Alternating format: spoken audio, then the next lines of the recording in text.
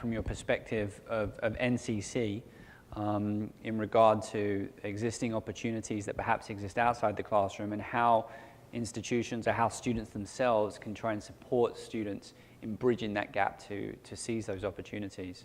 Well, I mean, I think we all realize the internship, both of you said quite a bit. I don't know if there's a lot I can repeat, but I also think it has a lot to do with, and this is kind of what we teach at NCC. NCC, we deal with a lot of students that are very raw, okay?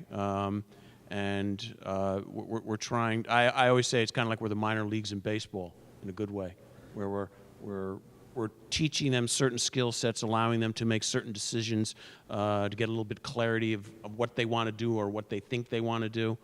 And so we deal with a lot of these kind of fundamental skills. And grabbing on a number of things that I kind of noted this morning, you know, that the panel said, I mean, it's just having certain kind of skill sets and attitudes are the things that are going to get you those internships. One of my students, Dan, right there, we went out to lunch and we were talking, one of the things we were talking about is things like fear and how we can control that fear, whether it be putting a pencil mark on a piece of blank white paper, or whether it be, boy, I got to make a phone call to this person to maybe get that internship. And this person, I'm a little fearful of that, okay? Learning to control or overcome that fear. And trust me, we all have that. Again, the networking,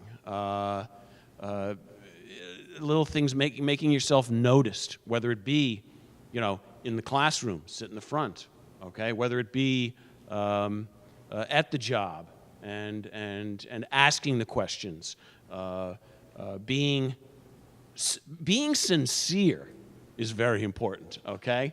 A lot of, you know, the grizzled veterans can pick up on people that are not sincere, and being truly caring. And those are the kind of things that are going to, yes, you get that internship, but what's going to allow you to make it more than an internship and turn it into a job?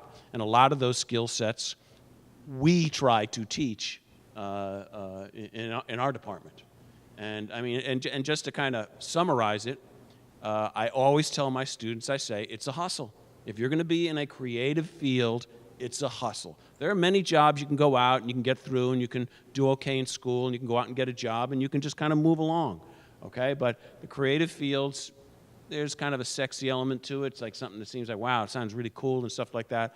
But once you're in the trenches, man, it is a hustle. And if you're not all in, you may want to think about something else.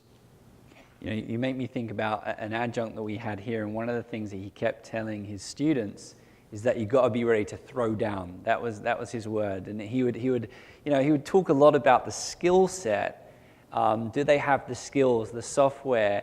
But then he'd always turn around and say, well, they're not ready to throw down yet. But this one here, this one's ready to throw down. He's really talented, she's really talented, and they're ready to throw down and get down there and wrestle. How do you develop that? How do you teach that within the classroom? Well, I mean, well, I don't think it's something that you teach. I mean, again, these are my words of wisdom I pass on to my students. But you know, why do you choose this field? Okay, trust me, we get a lot of students that want to do animation. I say to them, why do you want to do it? Because I like to play video games. In my mind, wrong answer. Okay. You know, why you've got to figure out, you got to look at yourself, self-analyze, and figure out what are your natural gifts? What comes easy, okay? You know, how are you genetically wired? And then find those things, and it takes a while. Trust me, it could take a lifetime. And then how can you, and usually you're good at that. And if you're good at it, you enjoy it.